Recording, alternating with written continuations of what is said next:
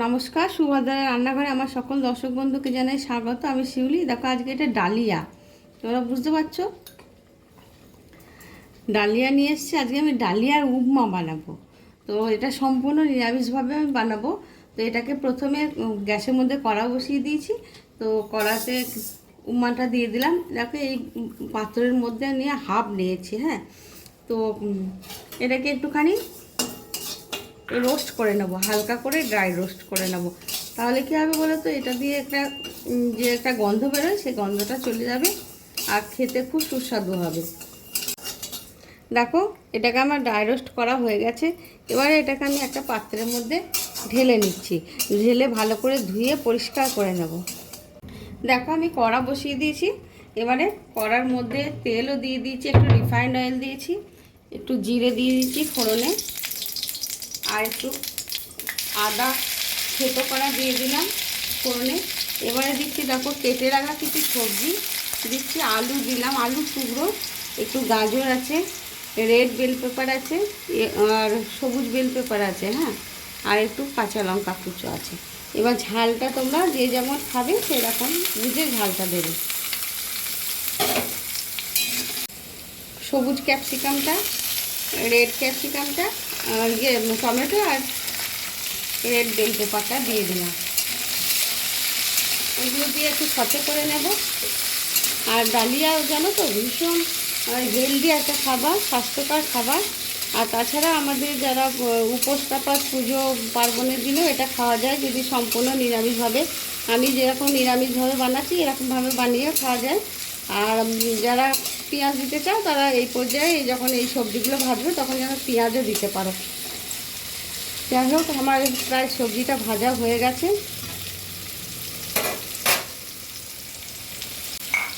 যে বাটিটা মেপে আমি ডালিয়াটা নিয়েছিলাম, সেই বাটিটা মেপে আমি সবজিগুলোর মধ্যে জল দিয়ে দিচ্ছি।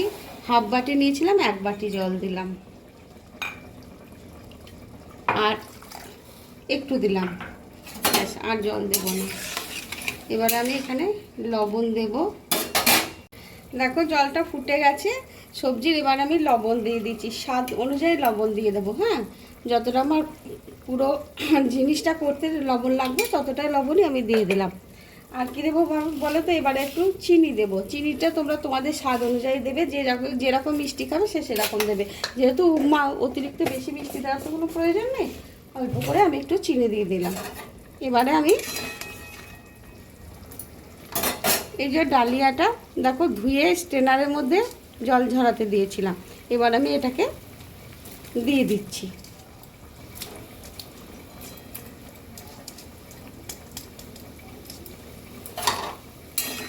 দিয়ে এবারে কী করবো বলো তো, এবার একটু চাপা দিয়ে দেবো।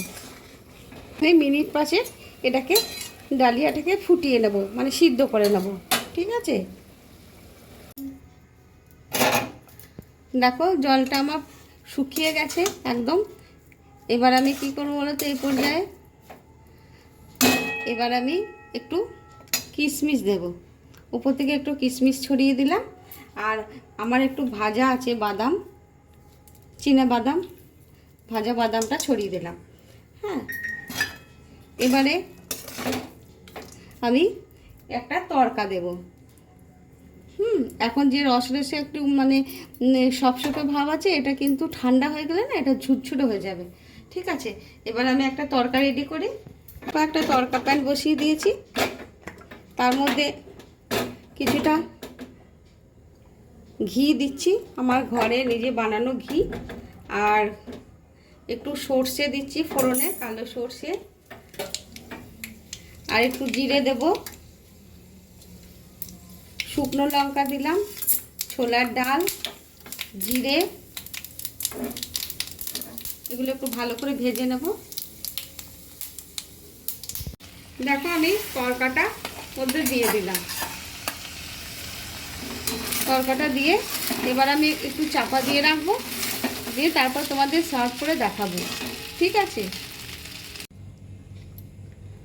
দেখো আমার ডালিয়ার উপমা একদম রেডি এবং সার্ভ করে দিয়েছি। তোমরা এভাবে অবশ্যই বানাবে এবং এটা একটা স্বাস্থ্যকর হেলদি খাবার, বানিয়ে খাবে। বাচ্চা থেকে বড় লাঞ্চে, ডিনারে দিতে পারো, টিফিন বক্সে দিতে পারো, তো এমনি বাড়িতে কোনো বাড়তিতেও খেতে পারো। একদম ঝুরঝুরে হয়েছে, দেখো যেভাবে আমি চিড়ের করি একদম সেইভাবেই হয়েছে, অসাধারণ হয়েছে আর সেরকম টেস্টি।